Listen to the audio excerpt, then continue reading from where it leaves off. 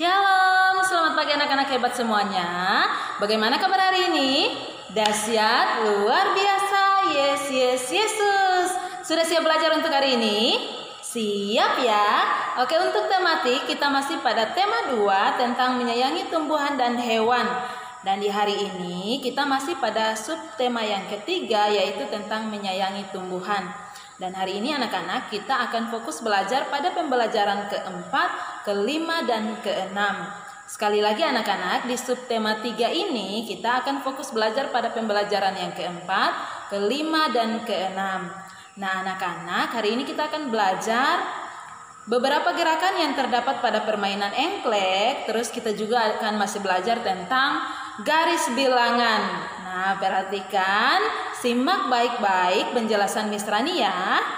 Nah anak-anak hebat, permainan engklek adalah salah satu jenis permainan tradisional yang ada di negara kita. Nah siapa yang tahu bermain engklek? Wah semua tahu? Hebat.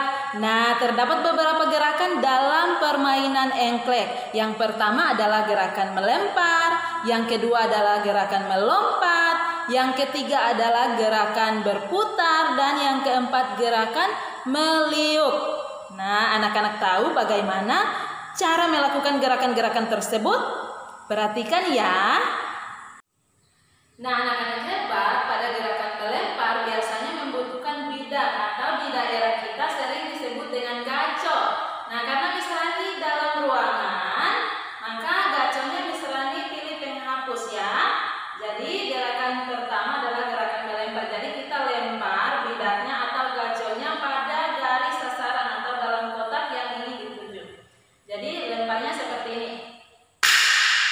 Nah seperti itu ya anak-anak. Yang kedua adalah gerakan melompat. Jadi dalam permainan engklek biasanya gerakan melompat seperti ini anak-anak. Nah seperti itu ya anak-anak.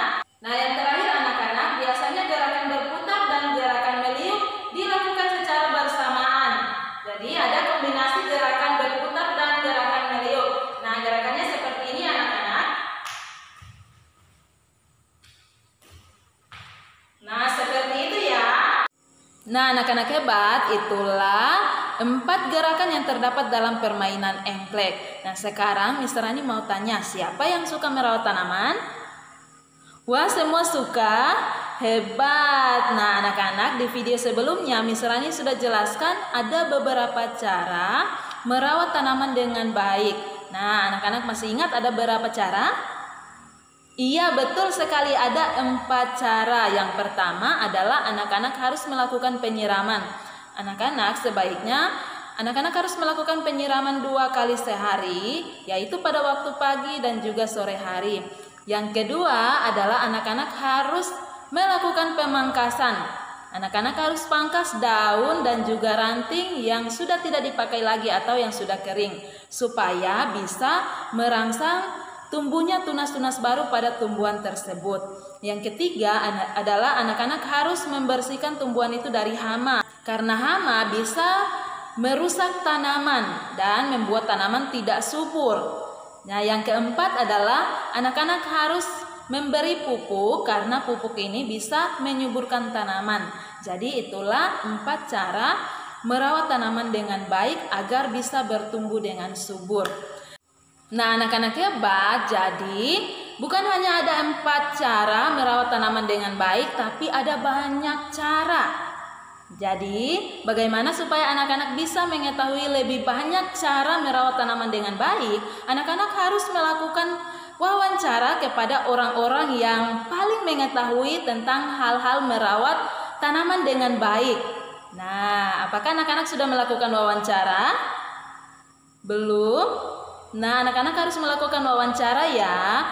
Apa tujuan dari wawancara? Nah supaya anak-anak bisa mendapatkan informasi lebih banyak. Nah anak-anak hebat, ketika kita melakukan cara merawat tanaman dengan benar, maka tanaman tersebut akan bertumbuh dengan subur dan juga sehat. Nah jadi anak-anak, tanaman juga mengalami pertumbuhan yang dapat diukur. Nah Miss Rani kasih contoh ya. Ketika Miss Rani menanam bunga melati, pada 3 hari pertama tingginya 3 cm ya. Pada 3 hari pertama tingginya 3 cm. Nah, setelah 5 hari kemudian tingginya bertambah 5 cm. Sekali lagi, pada 3 hari pertama tinggi bunga melati 3 cm. Setelah 5 hari kemudian tingginya bertambah 5 cm. Jadi berapa total tinggi bunga melati selama 8 hari? Nah, kita akan hitung sama-sama dengan menggunakan garis bilangan ya. Nah, simak penjelasan Miss Rani. Oke anak-anak hebat, untuk mengetahui berapa tinggi bunga melati yang Miss Rani tanam setelah 8 hari, kita akan melakukan penjumlahan dengan menggunakan garis bilangan. Nah anak-anak, karena tadi 3 hari pertama tingginya 3 cm, nah di sini kita tulis 3. Nah setelah 5 hari kemudian tingginya bertambah 5 cm, berarti 3 ditambah 5. Nah sekarang kita mulai dari 3 ya anak-anak, berarti pada garis bilangan kita loncat 3 ke depan dimulai dari angka 0. Ya, kita hitung sama-sama. 1, 2, 3.